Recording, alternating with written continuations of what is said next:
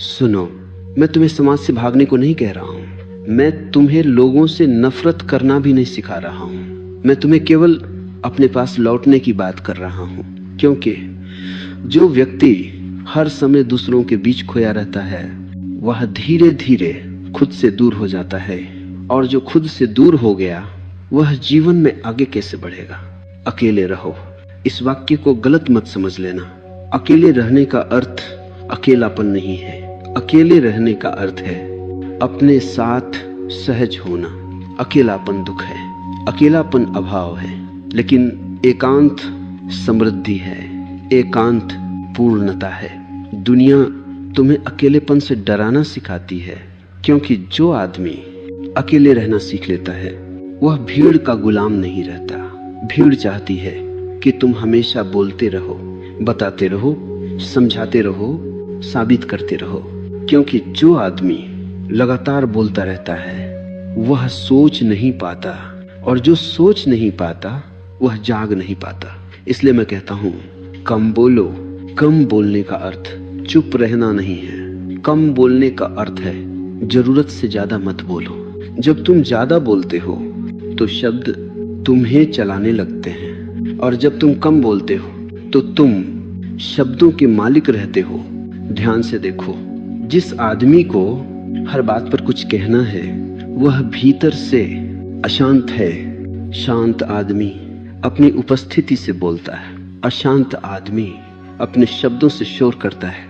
अब एक गहरी बात सुनो, जीवन में आगे बढ़ने वाले लोग कम बोलते हैं, ज्यादा सुनते हैं, और सबसे ज्यादा देखते हैं। देखना सबसे ऊंची क्रिया है, क्योंकि देखने में अहंकार नहीं होता। जब तुम बोलते हो तो तुम केंद्र में आ जाते हो, जब तुम देखते हो तो सत्य केंद्र में आता है। अब एक दृष्टांत सुनो। एक युवक हमेशा बोलता रहता था, हर सभा में, हर चर्चा में, हर जगह वह अपनी राय देता था। एक दिन वह गुरु के पास गया और बोला, मैं आगे क्यों नहीं बढ़ पा रहा? गुरु ने कहा, क्योंकि तुम हमेशा बाहर बहते रहते हो। गुरु ने उसे 1 सप्ताह मौन में रहने को कहा। पहले दिन वह बेचैन रहा, दूसरे दिन उसने खुद को सुना, तीसरे दिन उसने अपने विचारों को देखा, 7वें दिन उसने कहा, मैं बदल गया हूँ। गुरु मुस्कुराया और बोला, नहीं, तुम मिले हो। अकेले रहो ताकि तुम अपने भीतर उतर सको। कम बोलो ताकि भीतर की आवाज सुनाई दे सके, और जब भीतर की आवाज सुनाई देने लगे तब जीवन में आगे बढ़ना, संघर्ष नहीं रहता, क्योंकि तब तुम किसी और की नकल नहीं करते, तब तुम अपने स्वभाव से चलते हो। याद रखो, दुनिया में आगे बढ़ने वाले भीड़ से नहीं, एकांत से पैदा होते हैं। भीड़ सिर्फ रास्ता देती है, एकांत दिशा देता है। सुनो, अब हम उस जगह पहुंच रहे हैं जहां से अधिकांश लोग पीछे लौट जाते हैं। उस जगह का नाम है डर। तुम कहते हो, मुझे अकेले रहना अच्छा नहीं लगता, लेकिन सच यह नहीं है। सच यह है, तुम्हें अपने साथ रहना अच्छा नहीं लगता। अकेलेपन से कोई नहीं डरता। डर लगता है अपने ही भीतर उठती आवाजों से। जब तुम अकेले होते हो तो कोई नहीं रहता जिससे तुम भाग सको, न दोस्तों, न मोबाइल, न बातचीत। तब तुम सीधे अपने सामने खड़े होते हो, और मन इस क्षण से सबसे ज्यादा डरता है। मन कहता है, कुछ करो, किसी से बात करो, कहीं चले जाओ, क्योंकि मन जानता है यदि तुम चुपचाप अपने साथ बैठ गए तो उसका राज खुलने लगेगा। अब ध्यान से समझो, मन का अस्तित्व भागने पर टिका है। वह कभी भविष्य में भागता है, कभी स्मृतियों में, कभी लोगों में। अकेलापन मन के लिए सबसे बड़ा खतरा है, क्योंकि अकेलेपन में मन को कोई सहारा नहीं मिलता। इसीलिए मन अकेलेपन को डरावना बना देता है। वह कहता है, तुम उदास हो जाओगे, तुम पागल हो जाओगे, तुम पीछे रह जाओगे। यह सब झूठ है। मैंने हजारों उन लोगों को देखा है जो अकेले नहीं रह पाते वे भीतर से खोखले होते हैं, और जो अकेले रहना सीख लेते हैं उनके भीतर एक शक्ति जागने लगती है। अब एक दृष्टांत सुनो। एक बच्चा पहली बार अकेले कमरे में सोया, वह डर गया, उसने रोना शुरू किया। माँ ने बत्ती जलाई और कहा देखो कुछ भी नहीं है, लेकिन डर कम नहीं हुआ। फिर माँ ने कहा मैं यही हूँ। डर तुरंत कम हो गया। समझे? डर अंधेरे से नहीं था, डर अकेले होने से नहीं था, डर था साथ न होने का। अब बड़ा होकर तुम वही कर रहे हो। तुम चाहते हो कोई हो, कुछ हो, कोई आवाज हो, लेकिन जब तक तुम खुद अपने लिए साथ नहीं बनते तब तक डर बना रहेगा। अकेले रहना सीखा नहीं जाता, अकेले रहना स्वीकार किया जाता है। पहले असहजता होगी, मन बेचैन होगा, शरीर हिलेगा, लेकिन यदि तुम भागे नहीं तो एक दिन एक चमत्कार घटेगा, अकेलापन बदल जाएगा एकांत में। और एकांत सबसे बड़ा शिक्षक है। एकांत में तुम देखोगे तुम्हारे विचार तुम नहीं हो। एकांत में तुम देखोगे तुम्हारी भावनाएं आती जाती हैं। और एकांत में तुम पहली बार अपने केंद्र को महसूस करोगे। याद रखो, डर का अर्थ है तुम सीमा पर खड़े हो, और सीमा पर या तो तुम लौट सकते हो या तुम उड़ सकते हो। जो लौट जाते हैं वे भीड़ में खो जाते हैं, जो ठहर जाते हैं वे स्वयं बन जाते हैं। सुनो, अब हम शब्दों की भीड़ से बाहर निकलेंगे, क्योंकि जो व्यक्ति जीवन में आगे बढ़ता है वह शब्दों से नहीं मौन से चलता है। लोग सोचते हैं जो ज्यादा बोलता है वही ज्यादा जानता है। ये भ्रम है। अक्सर जो ज्यादा बोलता है वह ज्यादा असुरक्षित होता है। बोलना मन की बेचैनी का सबसे आसान रास्ता है। जब भीतर अशांति होती है तो शब्द बाहर बहने लगते हैं। शांत आदमी बोलने से पहले ठहरता है, अशांत आदमी बोलकर ठहरना चाहता है। अब समझो, लोग ज्यादा क्यों बोलते हैं? वे बोलते हैं क्योंकि वे सुने जाना चाहते हैं। वे बोलते हैं क्योंकि वे खुद को साबित करना चाहते हैं। वे बोलते हैं क्योंकि वे अकेले पड़ने से डरते हैं। लेकिन ध्यान रखना, जो खुद को जान लेता है उसे साबित करने की जरूरत नहीं रहती। अब एक गहरी बात सुनो, शब्द ऊर्जा खाते हैं। हर बार जब तुम बिना जरूरत बोलते हो तो तुम्हारी ऊर्जा बाहर बह जाती है। इसलिए दिन के अंत में बहुत लोग थके हुए नहीं, खाली होते हैं। वे कहते हैं मैंने कुछ किया नहीं, फिर भी थक गया। उन्होंने किया नहीं, उन्होंने बोला है। अब एक दृष्टांत सुनो। एक आदमी पूरा दिन शिकायत करता था। शाम को वह कहता मैं बहुत थक गया हूँ। गुरु ने कहा तुमने काम नहीं किया, तुमने शब्दों से खुद को निचोड़ लिया। अब समझो मौन क्या है। मौन बोलना बंद करना नहीं है। मौन अनावश्यक बोलना, छूट जाना है। मौन का अर्थ यह नहीं कि तुम कभी ना बोलो। मौन का अर्थ है जब बोलो तो पूरा बोलो। कम शब्द, सटीक शब्द, सच से निकले शब्द। ऐसे शब्द शोर नहीं बनते, वे संकेत बनते हैं। यही कारण है कि बुद्ध, महावीर, लाउत से कम बोले। उनके शब्द कम थे लेकिन भारी थे। वे शब्द नहीं थे, वे अनुभव थे। अब समझो कम बोलने से क्या घटता है। पहली बात, तुम ज्यादा सुनने लगते हो। और सुनना सबसे बड़ी बुद्धिमत्ता है। जो सुन सकता है वह सीख सकता है। दूसरी बात, तुम अपने विचार स्पष्ट देख पाते हो। जब तुम बोलते नहीं तो मन खुलकर सामने आता है, और जो मन को देख लेता है वह मन से बंधा नहीं रहता। तीसरी बात, तुम्हारी उपस्थिति गहरी हो जाती है। लोग महसूस करते हैं यह आदमी कुछ अलग है, क्योंकि वह शब्दों से नहीं मौन से बोल रहा है। अब एक बहुत महत्वपूर्ण चेतावनी, कम बोलना, दमन नहीं होना चाहिए। यदि तुम गुस्सा दबा रहे हो और बाहर से चुप हो तो यह मौन नहीं है, यह जमा हुआ जहर है। मौन तब होता है जब भीतर कुछ दबा नहीं होता, जब भीतर सब देखा गया हो। इसलिए मैं कहता हूं, पहले देखो फिर बोलो। देखना मौन को जन्म देता है।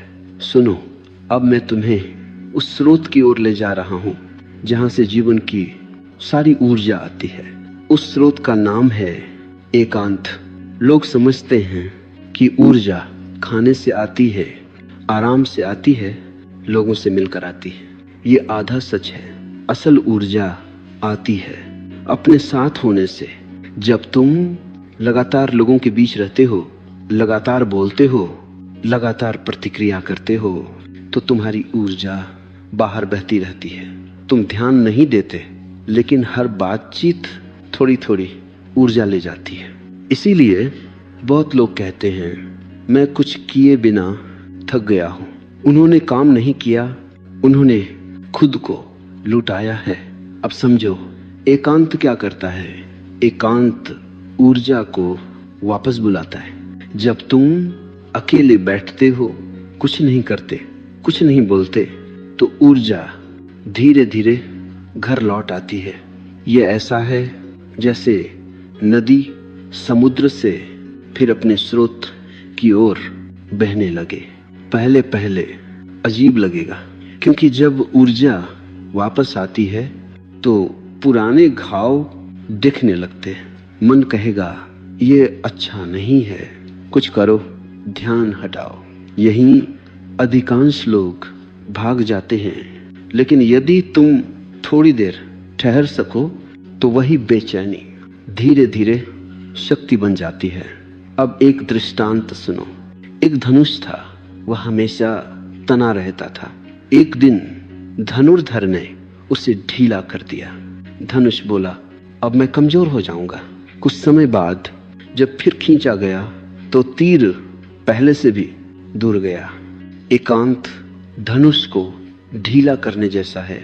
जो आदमी कभी ढीला नहीं पड़ता वह एक दिन टूट जाता है।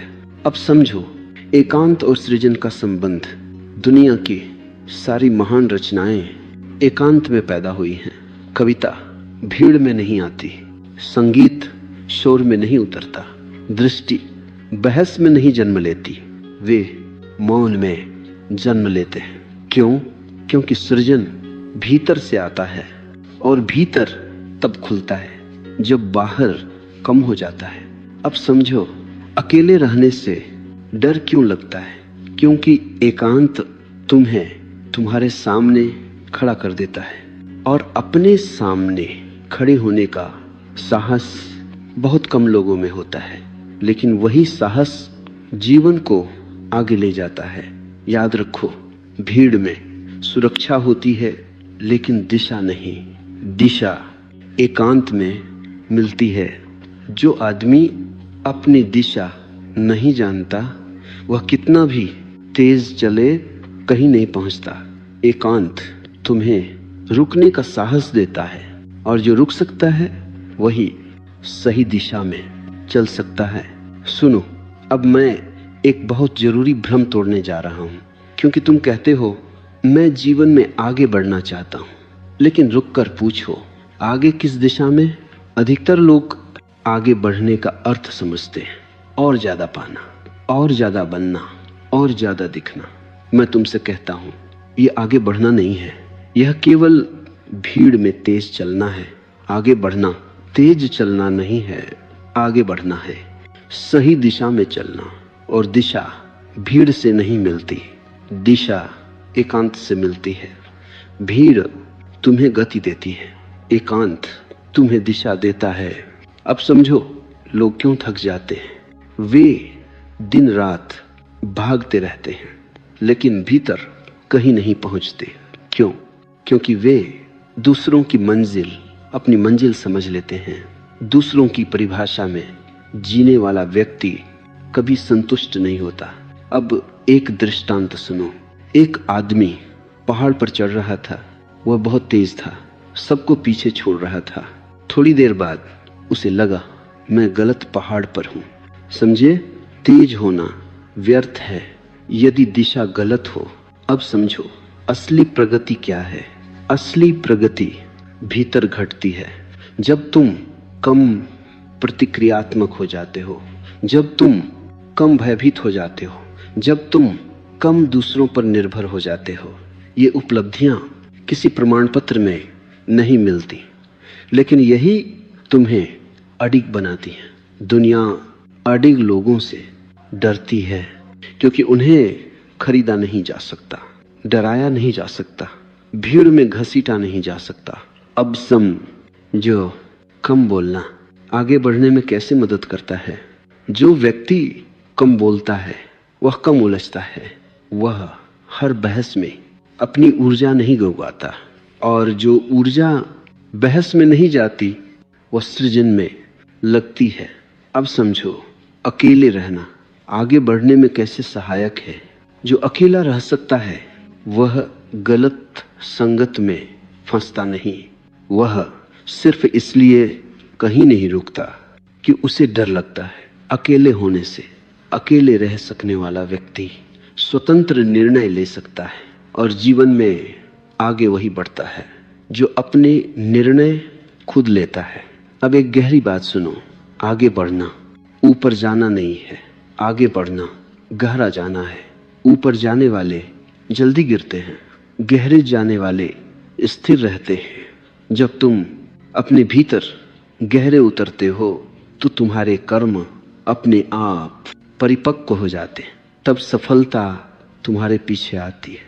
और जो व्यक्ति सफलता के पीछे भागता है वह अक्सर खुद को खो देता है। सुनो, अब मैं तुम्हें एक असुविधाजनक सत्य बताने जा रहा हूं। दुनिया तुम्हें आगे बढ़ते हुए नहीं देखना चाहती, वह चाहती है कि तुम उस जैसे रहो। भीड़ का एक ही नियम है, अलग मत दिखो। जो अलग दिखता है उससे भीड़ घबराती है, क्योंकि अलग व्यक्ति भीड़ के झूठ को उजागर कर देता है। भीड़ कहती है ऐसे कपड़े पहनो, ऐसे सोचो, ऐसे बोलो, ऐसे जियो, और तुम सोचते हो अगर नहीं किया तो मैं पीछे रह जाऊंगा। यही डर तुम्हें भीड़ में बांधे रखता है। लेकिन ध्यान रखना, भीड़ में रहने से सुरक्षा मिलती है लेकिन स्वतंत्रता नहीं, और बिना स्वतंत्रता के आगे बढ़ना संभव नहीं है, क्योंकि आगे बढ़ने का अर्थ है अपने भीतर से चलना। अब समझो भीड़ कैसे काम करती है। भीड़ तुमसे तुम्हारी मौलिकता छीन लेती है, वह तुम्हें तुलना सिखाती है। वह आगे है, वह ज्यादा सफल है, वह ज्यादा सम्मानित है। तुलना आत्मा का सबसे बड़ा जहर है।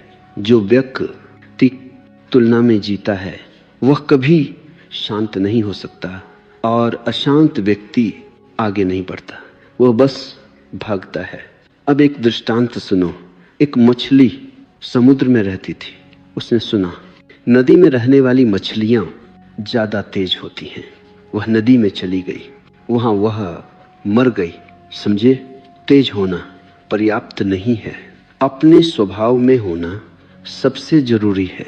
भीड़ तुम्हें तुम्हारे स्वभाव से दूर ले जाती है, एकांत तुम्हें वापस तुम्हारे स्वभाव में लाता है।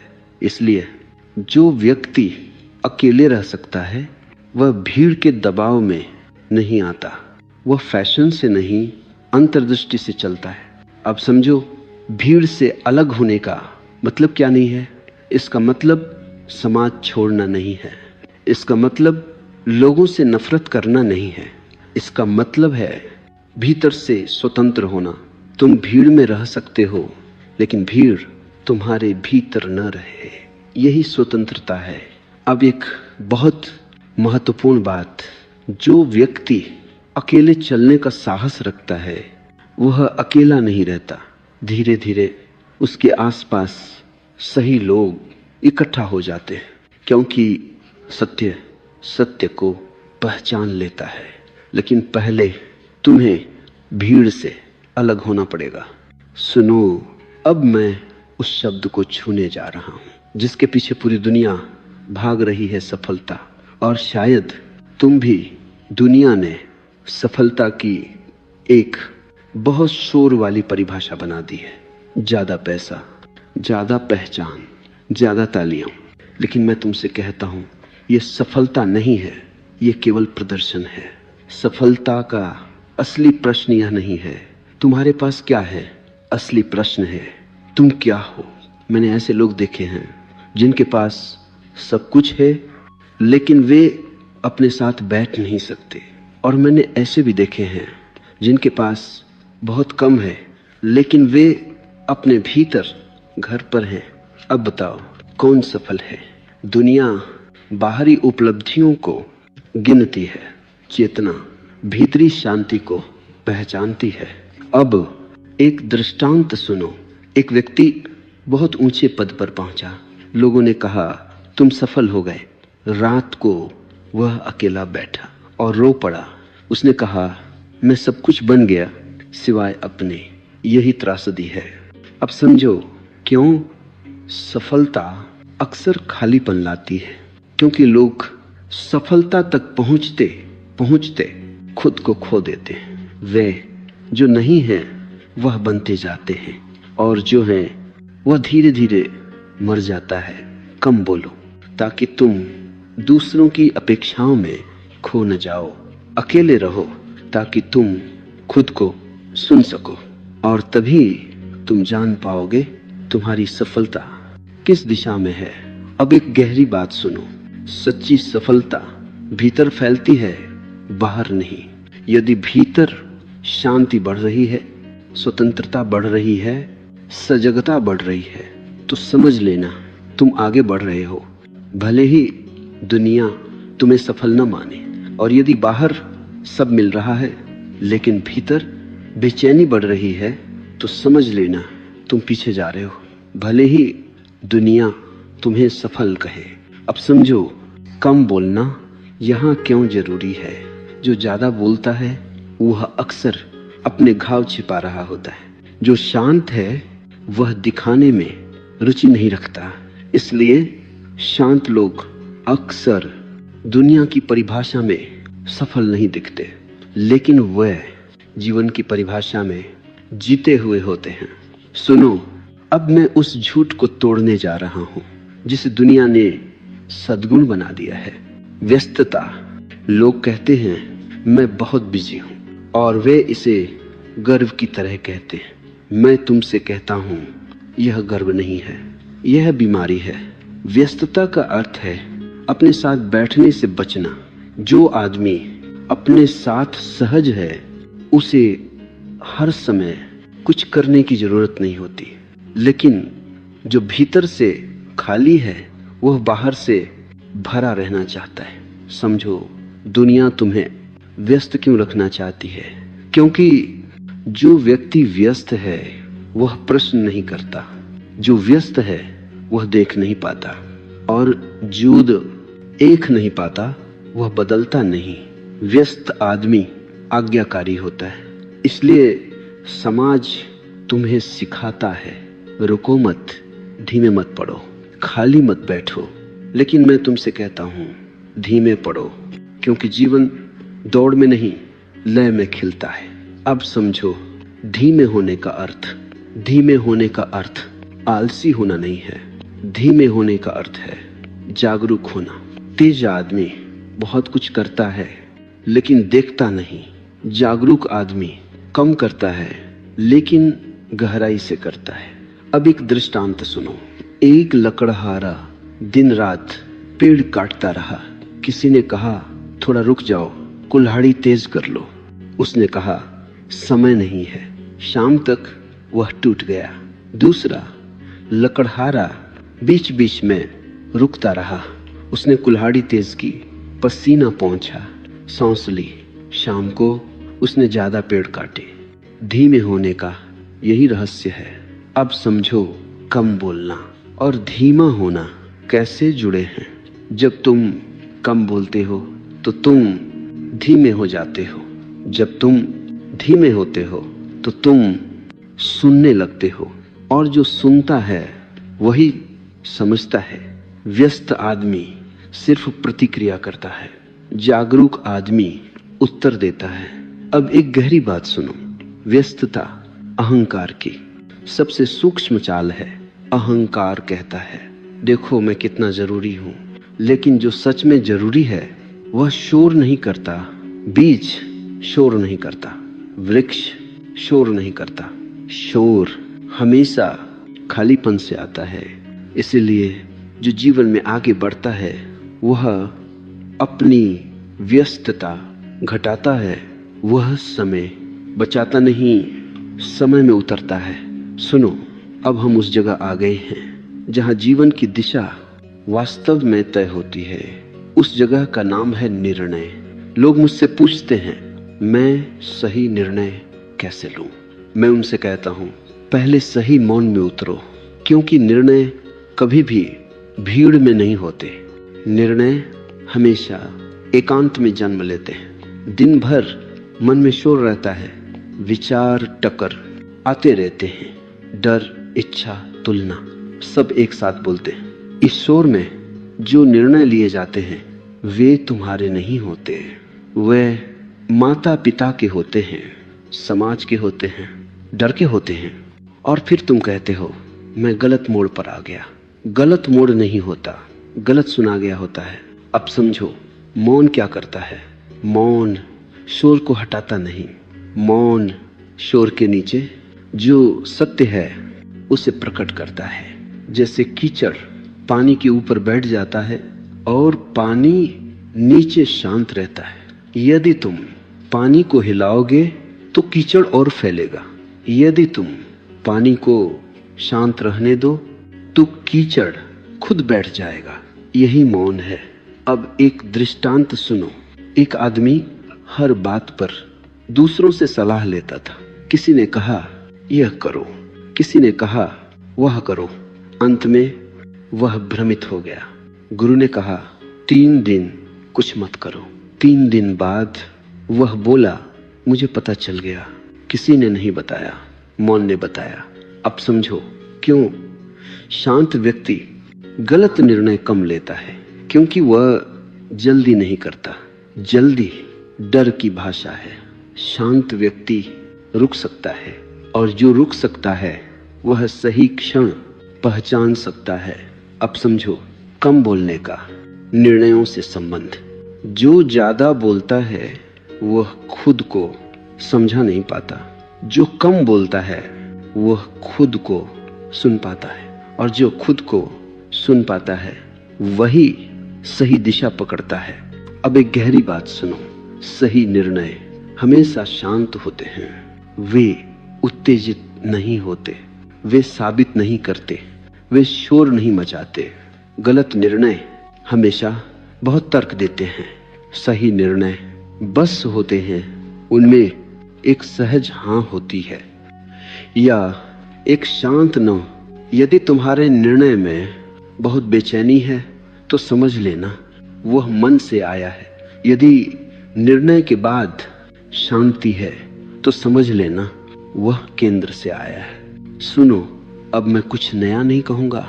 अब मैं केवल सब कुछ एक जगह रख दूंगा, क्योंकि सत्य नई बातों से नहीं समग्र दृष्टि से प्रकट होता है। अब तक तुमने 3 सूत्रों को धीरे धीरे समझा। अकेले रहो, कम बोलो और आगे बढ़ो। लेकिन अब इन्हें अलग अलग मत देखो। ये 3 नहीं है, ये एक ही प्रवाह है। अकेले रहना पहला कदम नहीं है, यह आधार है। जब तुम अकेले रह सकते हो तभी तुम